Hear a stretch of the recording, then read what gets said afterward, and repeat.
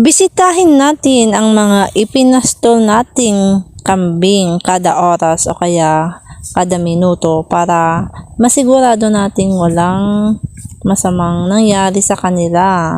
Lalong-lalo na kung hindi natin lugar yung pinagpastolan natin, hindi natin alam kung may mga asong umaaligid at hahabulin sila. Kadalasan nilang hinahabol ang mga maliliit na kambing dahil wala silang kakayanan para ipagtanggol ang kanilang mga sarili. Naalala ko, hinabol ko yung aso namin dahil kagat-kagat niya ang isang maliit na kambing. Hindi sa amin yung kambing, pero kailangan naming sawayin ang mga aso namin.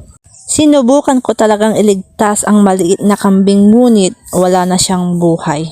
Huli na ang lahat. Parehong may kasalanan yung aso namin at yung nagpastor kasi alam na nga niyang malapit siya sa lugar na maraming aso, doon pa nila ipinastol, di ba? Ang pinaka-lesson dito ay bantayan palagi ang mga ipinastol na alagang kambing.